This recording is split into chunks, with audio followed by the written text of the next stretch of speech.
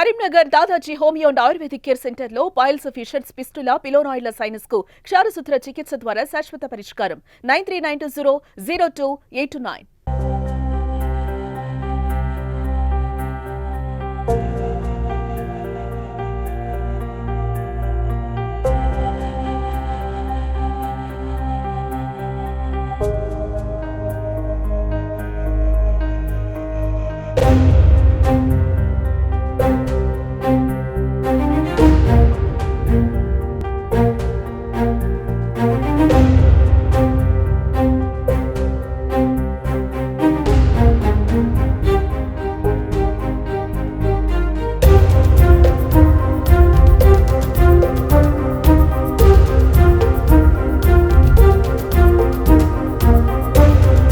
నమస్తే, welcome to Suman TV Karimnagar. నేను మీ అనిల్. నిన్నటి వరకు కూడా తన పేరు సుధీ హర్షిత, కానీ రేపటి నుండి తన పేరు వచ్చేసి గౌరవనీయులైన డిప్యూటీ కలెక్టర్ సుధీ హర్షిత గారు. అవును, ప్రస్తుతం నేను కరీంనగర్లోని వాయిలాలపల్లిలో ఉన్నాను. వాయిలాలపల్లి ఉన్నటువంటి బాలయ్య సరస్వతి గార్ల కుమార్తె సుధీ హర్షిత గ్రూప్ 1లో రాష్ట్ర స్థాయి వ్యాప్తంగా కూడా 14వ ర్యాంక్ సాధించి డిప్యూటీ కలెక్టర్ కాబోతుంది. ప్రస్తుతం మనం వారింటి వద్ద ఉన్నాము. చిన్నప్పటి నుండి చదువు అంటే మక్కువ ఎక్కువ ఉండడంతో మెరిట్ గా సాధించింది. అటు స్కూలింగ్ కావచ్చు, అదేవిధంగా ఇంటర్వ్యూ కావచ్చు. అదేవిధంగా తను NITలో అలహాబాద్ లో బీటెక్ కంప్లీట్ చేసిన తర్వాత సివిల్స్ లక్ష్యంగా ప్రాక్టీస్ చేసింది. అదేవిధంగా గ్రూప్ 1లో రాయడంతో తనను ఈ డిప్యూటీ కలెక్టర్ పోస్ట్ వరించిందని చెప్పుకోవచ్చు. ప్రస్తుతం మనం వారింటి వద్ద ఉన్నాము. ఒకసారి గ్రూప్ 1లో రిజల్ట్ రావడంలో 14వ ర్యాంకు రావడంలో తన కృషి పట్టుదల ఏంటిది, అదేవిధంగా తన తల్లిదండ్రుల పేరెంట్స్ యొక్క పాత్ర ఏంటనే విషయాన్ని వారి మాట తెలుసుకుందాం.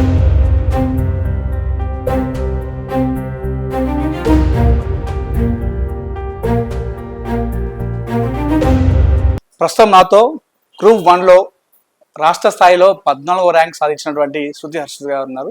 ఒకసారి వారితో మాట్లాడదాం. నమస్కారం డిప్యూటీ కలెక్టర్ గారు, ఎలా ఉన్నారు? బాగున్నా. చెప్పండి, అసలు ఎలా అనిపిస్తుంది? ఫస్ట్ గ్రూప్ 1లో రాష్ట్ర స్థాయిలో 14వ ర్యాంక్ సాధించడం ఎలా అనిపిస్తుంది? అంటే ఎన్ని ఇయర్స్ ప్రిపరేషన్ కి ఇది ఒక రిలీఫ్ లాగా అనిపిస్తుంది. ఓకే, ఎలా ఉండేది? అంటే చిన్నప్పటి నుండి స్కూల్లో కావచ్చు, తర్వాత ఇంటర్లో కావచ్చు, తర్వాత బీటెక్ లో కావచ్చు, ఎలా చదివేవారు? అంటే మెరిట్ స్టూడెంట్ అన్నా, లేకపోతే ఎట్లా చదువు ఎలా ఉండేది అప్పుడు మీది? నేను చిన్నప్పటి నుంచి కూడా కొంచెం ఎక్కువ బుక్ రీడింగ్ అట్లా చేసేదాన్ని. మెరిట్ అంటే I was a meritorious student. Okay, through out school, college కూడా. బీటెక్ కూడా చదివాను బానే.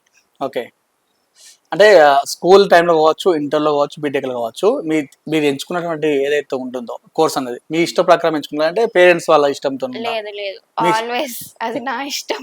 ఎంచుకున్నది. ఓకే, పేరెంట్స్ ప్రెషర్ ఏం లేకుండే. ఓకే, అంటే చిన్నప్పటి నుండి ఎలాంటి పరిస్థితులు అనుభవించారు మీరు? మీ అమ్మ వాళ్ళు కావచ్చు, నాన్న వాళ్ళు కావచ్చు, ఇలాంటి సిచ్యువేషన్స్ మీరు చూడడం జరిగింది? చిన్నప్పుడు రూరల్ బ్యాక్గ్రౌండే ఉండింది.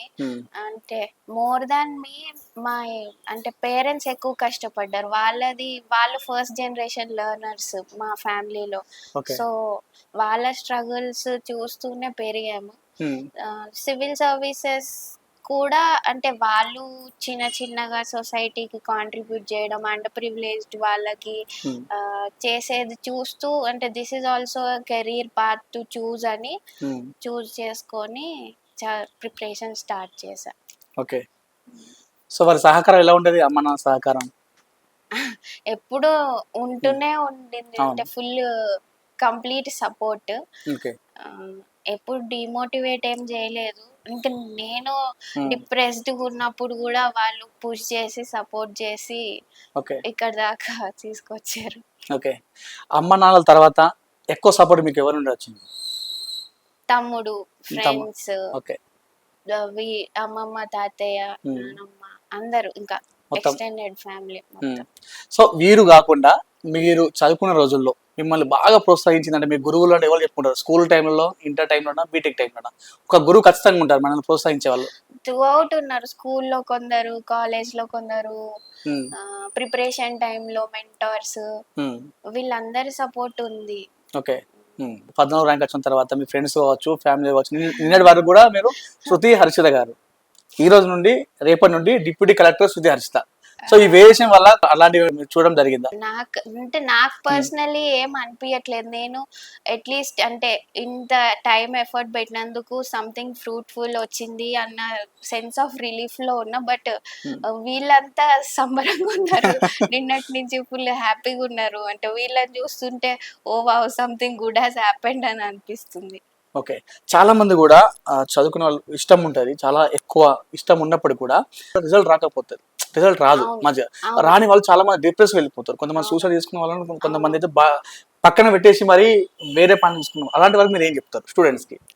అవును. అంటే జస్ట్ ఇంకా కొన్ని మార్క్స్ తక్కువ వచ్చి ఉంటే నేను అవును. కూడా అవుట్ ఆఫ్ ద లిస్టే ఉండేదాన్ని. హ్మ్. అప్పుడు కూడా ఐ హావ్ టు ఫేస్, అంటే యూపీఎస్సీ చదువుతున్నప్పుడు కూడా ఫెయిల్యూర్స్ పార్ట్ ఆఫ్ జర్నీ అయిపోయింది. సో ఫెయిల్యూర్స్ని ఎండ్యూర్ చేయడం అనేది చాలా ఇంపార్టెంట్ ఈ జర్నీలో. అసలు ఓకే. మెయిన్ అంటే మెంటల్ హెల్త్ పైన ఫోకస్ హ్మ్. చేయడము, హ్మ్. ఎమోషన్స్ని కంట్రోల్ చేయడము, అవును. ఎమోషన్స్ని కంట్రోల్ చేసి లాజికల్గా ఆలోచించి అప్పుడు అవును. ఫర్దర్ పాత్ని డిసైడ్ చేసుకోవడానికి. ఇంకా ఒక్కొక్కరికి ఒక్కొక్క స్టైల్ ఉంటుంది కదా, వే ఆఫ్ అవును. Coping up. అది వాళ్ళు చూస్ చేసుకొని చేస్తే బెటర్. ఏదైనా హాబీ పర్స్యూ చేయడం, హ్మ్. లేకపోతే మెడిటేషన్ చేయడం. ఓకే. నేను చేసేదాన్ని ఈ హ్మ్. జర్నీలో ఓకే. ఉన్నప్పుడు. హ్మ్. Meditation helps actually. Okay. So parents సహకారం ఎలా ఉండాలి? అలాంటి వారికి పేరెంట్స్ ఎలాంటి ప్రోత్సాహం ఉండాలి? చాలా అస్సలు వాళ్ళ మీద నమ్మకం, అంటే ఆర్ దేర్ అని వాళ్ళు ఫాల్ బ్యాక్ అవుతున్నా కూడా సపోర్ట్ చేసి, అవును. హ్మ్. యూఆర్ నాట్ అ లూజర్ అని వాళ్ళలో ట్రస్ట్ బిల్డ్ చేయడం ఈజ్ వెరీ ఇంపార్టెంట్. హ్మ్. అంటే ఒకసారి వాళ్ళు అట్లా చేస్తే మనం కోపప్ అవ్వడానికి కూడా అవును. హెల్ప్ఫుల్గా ఉంటుంది ఓకే. ఫెయిల్యూర్ని. ఓకే. పేరెంట్స్ సపోర్ట్ లేని వాళ్ళు కూడా ఇండివిజువల్ గా హౌ దే షుడ్ కోపప్ అనేది వాళ్ళు అవును. ఫిగర్ అవుట్ చేసుకోవడం బెటర్. ఎందుకంటే ప్రతి ఇంట్లో ప్రతి ఫ్యామిలీ సిచ్యువేషన్ ఒకేలాగా ఉండదు కదా. ఓకే. సో హ్మ్. మనం కాన్షియస్ గా అవును. స్టెప్స్ తీసుకోవాలి. ఓకే. సో ఈ ర్యాంక్ రావడంతోనే ఫస్ట్ మీరు ఎవరికి చెప్పారు ఇంట్లో? మమ్మీ 14థ్ ర్యాంక్ మమ్మీకి లేదు లేదు, ఆ! ర్యాంక్ వచ్చినప్పుడు నేను యాక్చువల్గా ఈ 2025 యూపీఎస్సీ ప్రిలిమ్స్ రాయడానికని ఓకే. మాక్ టెస్ట్ ఇవ్వడానికని వెళ్ళాను. నేను ఫోన్ అంతా పక్కన పెట్టేసి చూసుకోలేదు ఓకే. వచ్చినట్టు. హ్మ్. ఎగ్జామ్ అయిపోయినాక చూస్తే వీళ్ళందరు కాల్స్ మెసేజెస్ ఉంటే హ్మ్. అప్పుడు అర్థమైంది, ఓ జిఆర్ఎల్ వచ్చినట్టుంది ఆ! అని. అప్పుడు చూసుకున్నా, వీళ్ళే నాకు చెప్పారు. అవునా? నేను ఎవరికి చెప్పలేదు. ఓకే. ఫోన్స్ వస్తున్నాయి మరి ఫ్రెండ్స్ నుండి కావచ్చు, ఆ, మీ ఫ్యామిలీ కాల్స్ చూసారు, వస్తున్నాయా? వాళ్ళే ఆ! ఫస్ట్ చూసారు. నేను ఎగ్జామ్ రాస్తుండే ఆ టైంలో. ఓకే. హ్మ్. సో మీరు డిప్యూటీ కలెక్టర్ పోస్ట్ వచ్చిందనుకో ఒకవేళ మీ లక్ష్యం ఏంటి? అంటే పాజిటివ్ చేంజ్ తీసుకురావడానికి హ్మ్. మన వంతు కాంట్రిబ్యూట్ చేయడం is hmm. My goal in okay. Any way possible అవును. To transform okay. People's lifes. Hmm. నిన్నటి వరకు కూడా మీరు మీ అమ్మ, నాన్న, మీ కుటుంబం వరకే సమాధానం చెప్పాల్సిన అవసరం ఏదున్నా కూడా. సో రేపటి రోజున మీరు డిప్యూటీ కలెక్టర్ అయితే ఓవరాల్ డిస్ట్రిక్ట్ కూడా చెప్పాల్సొస్తది. సో ఎలా మార్చుకోబోతున్నారు? వే ఆఫ్ ఆ! డీలింగ్ ఆ! పీపుల్ అవునవును. అంటున్నారా? అదే. నిన్నటి వరకు ఎలా అంటే ఇంట్లో వరకే సమాధానం చెప్పేవారు మీరు. ఏదున్నా కూడా మీరు అమ్మ, నాన్నకి చెప్పాలి కదా! సో రేపటి రోజున మీరు డిప్యూటీ కలెక్టర్ అయితే డిస్ట్రిక్ట్ ఓవరాల్‌గా ఉంటుంది కాబట్టి సో ఎలా ఉండబోతుంది అంటున్నప్పుడు? డిశ్చార్జింగ్ డ్యూటీస్ హ్మ్. వేరెవర్, అంటే అదే. ఆ! సిచ్యువేషన్ కి అది కాంటెక్స్ట్ అదే. అదే. స్పెసిఫిక్ ఉంటది కదా. సో హ్మ్. Dealing with challenges okay. ఆ కాంటెక్స్ట్ స్పెసిఫిక్ గా వీ హ్యావ్ టు డూ అనేది నా ఒపీనియన్. ఓకే. అంటే చిన్నప్పటి నుండి మీరు అనుకున్నారా ఇది కావాలని చెప్పేసి? యాక్చువల్లీ చిన్నప్పుడు స్కూల్లో ఉన్నప్పుడు హ్మ్. అనుకున్నా, అంటే పబ్లిక్ సర్వీస్, హ్మ్. వీళ్ళు పబ్లిక్ హెల్త్ ఓకే. ఎంప్లాయీస్ అయ్యేసరికి హ్మ్. నాకు కొంచెం ఎక్స్పోజర్ ఉండే. So okay. That is where, అంటే అప్పుడు అనుకున్నా. బట్ తర్వాత నార్మల్ రెగ్యులర్ ఇంటర్ బీటెక్ హ్మ్. అట్లా చేసి తర్వాత ఐ డిసైడ్, అంటే బీటెక్లో ఉన్నప్పుడు I thought civil services pursue చేయాలి అని ఓకే. చెప్పి. హ్మ్. సో అప్పుడు స్టార్ట్ చేసా. But the seed I think school టైంలోనే ఓకే. ఉంది. సో ఈ ముఖంగా మీరు మీ పేరెంట్స్‌కి ఏం చెప్పాలనుకుంటున్నారు? మిమ్మల్ని ఇంత ప్రోత్సహించి ఈరోజు ఇంత స్థాయికి తీసుకొచ్చిన మీ పేరెంట్స్‌కి ఏం చెప్తారు? అంటే మనం మనం ఎప్పుడు కూడా ఫేస్ టు ఫేస్ ఎప్పుడైనా చెప్పలేము. పేరెంట్స్‌కి ఏదైనా కూడా మనకు కొంచెం చెప్పడానికి ఉండదు. సో ఈ విధంగా మీరు కెమెరా పరంగా మీ పేరెంట్స్‌కి చిన్నప్పటి నుండి మిమ్మల్ని పెంచిన పరిస్థితి కావచ్చు, చూసి చెప్పాలనుకుంటే మీరు ఏం చెప్తారు చూసి పేరెంట్స్‌కి? ఎంత చెప్పినా ఏం చేసినా I can't thank them enough. Hmm. Hmm. So no words. Okay.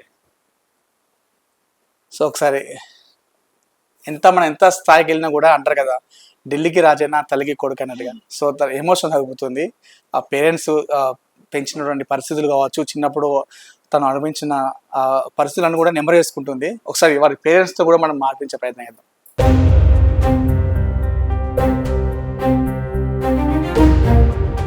ప్రస్తుతం నాతో శృతి హర్షిత గారి పేరెంట్స్ ఉన్నారు. సార్ వారితో మాట్లాడదాం. సార్ చెప్పండి, నిన్నటి వరకు కూడా మీరు శృతి హర్షిత గారి పేరెంట్స్, రేపటి నుండి డిప్యూటీ కలెక్టర్ గారి పేరెంట్స్, ఎలా అనిపిస్తుంది ఫీల్? చాలా హ్యాపీగా అనిపిస్తుంది. ఇప్పుడు అనుకున్న గోల్ రీచ్ అయినది కాబట్టి మా అందరికి చాలా సంతోషం. అట్లాగే ఏ ఉద్దేశంతోనే అయితే లక్ష్యాన్ని ఎన్నుకున్నదో ముందు కూడా ఇంకా రీచ్ కావడానికి, సర్వీస్ చేయడానికి కావచ్చు, అవన్నీ కూడా మా సపోర్ట్ ఇంకెంత అవసరం ఉంటే అంత ఖచ్చితంగా మేము చేయడానికి సిద్ధంగా ఉన్నాం. చిన్నప్పుడు ఎలా ఉండేది శృతి హర్షిత? తనను చూస్తే అల్లరి బాగా చేస్తా అనిపిస్తుంది. అల్లరి చేసేది కదా ఖచ్చితంగా, నిజం చెప్పండి. అల్లరి అంటే ఇంట్లో చేసేదే, కానీ బయట బాగా సిన్సియర్ గా ఉంటుండే. ఇంట్లో మాత్రం మాతోని అల్లరి పిల్లలాగానే ఉండేది. సిస్టమేటిక్ గా తన పని తను చేసుకుంటూ చదువుకుంటూ ఉండేది. ఎప్పుడైనా మీరు స్టడీ విషయంలో ఫోర్స్ చేయడం జరిగిందా? తనైతే నాకు చేయలేదు, నాకు వాళ్ళ ఫ్రీడమ్ ఇచ్చారు కాబట్టి ఈ స్థాయిలో ఉన్నానని చెప్పడం జరిగింది. సో అట్లా మీరు ఎప్పుడు చెప్పడం జరిగిందా? అంటే ఎక్కడ ఎక్కువ శాతం చూసుకుంటే ఎక్కడైనా కూడా పేరెంట్స్ చాలా మంది వాళ్ళు ఇదే చేయమంటే చాలా మంది స్టూడెంట్స్ అదే చేస్తారు. సో ఆ విషయంలో మీరు ఏమైనా జోక్యం చేసుకున్నారా, లేదా ఫ్రీడమ్ ఇచ్చేసారా?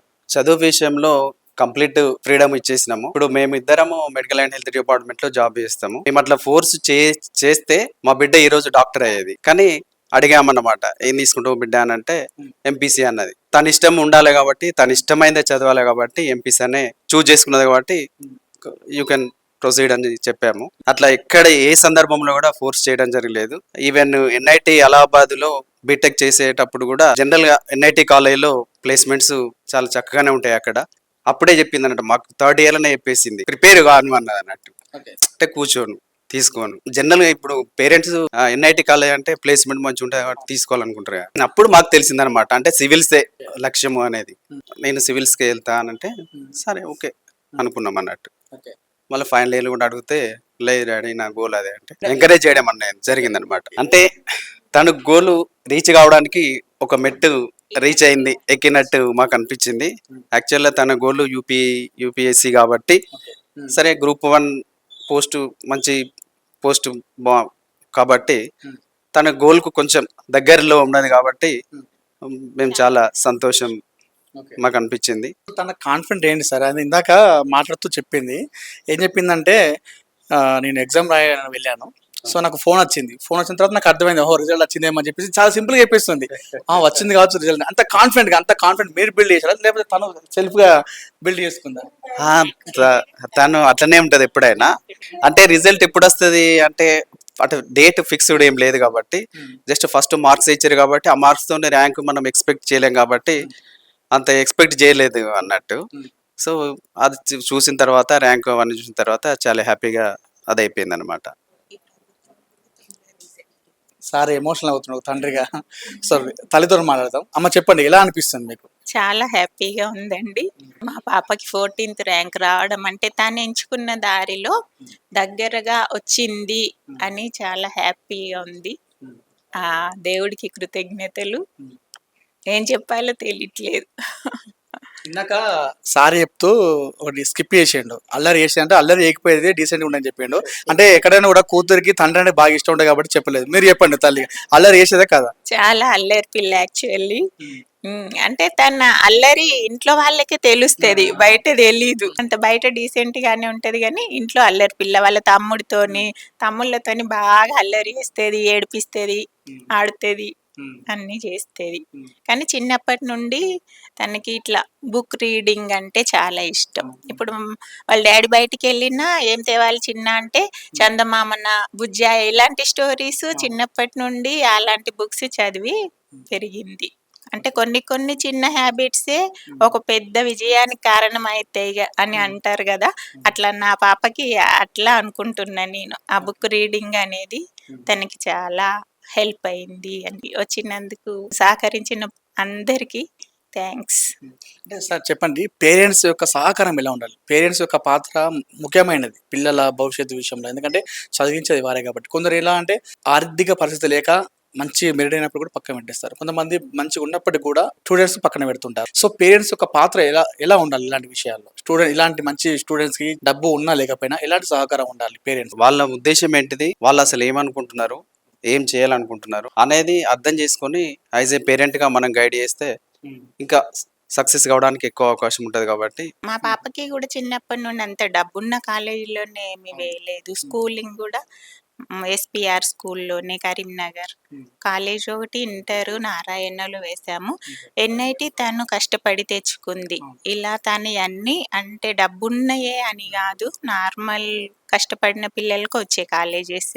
ఆ విధంగా వాళ్ళకు ఒక లక్ష్యం అనేది ఉండాలి. డిస్ట్రాక్షన్స్ నుంచి మనము మన పేరెంటిజంలో తప్పించగలగాలి వాళ్ళని. వీలైనంతగా మనము ఆ ప్లాన్ చేసుకోవాలి. ఎక్కువ టైం తనతో స్పెండ్ చేయడం కూడా మాకు అవకాశం లభించింది.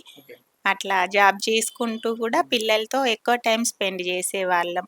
అది కూడా ఒక ప్లస్ అని అనుకుంటున్నాం. ప్రతి పేరెంట్ పిల్లల్ని ఎంత చక్కగా పెంచుతాం మనం, కానీ అవసరమైనప్పుడు కోప్పడతాం కూడా. కానీ అది అట్లా కాకుండా ఒక ఫ్రెండ్ లాగానే ట్రీట్ చేసి, వాళ్ళకి ఒక వయసు వచ్చినాక ఒక ఫ్రెండ్తో వాళ్ళతోని మనం ఉన్నట్టుగా, అన్ని తెలిసిన వాళ్ళు మాకు సలహాలు ఇస్తున్నట్టుగా అనిపిస్తుంది. చూశారు కదా, శృతి హర్షిత ఈ స్థాయికి రావడంలో, రాష్ట్ర స్థాయిలో 14వ ర్యాంకు తెచ్చుకోవడంలో అటు తన కృషితో పాటు తన పేరెంట్స్ యొక్క పాత్ర మరవలేని చెప్పేసి తను చెప్పిన విషయం. సో ఎవరైనా సరే ఒక స్టూడెంట్ కానీ తను ఎంచుకున్న రంగంలో వారికి ఫ్రీడమ్ ఇచ్చినట్టయితే రిజల్ట్ మన శృతి హర్షిత లాగా వస్తుంది. సో ఎంతోమంది విద్యార్థులు శృతి హర్షిత లాగా ఇన్స్పైర్ చేసుకొని తమ జీవితాల్లో ముందుకెళ్లాలని సుమన్ టీవీ కోరుకుంటుంది.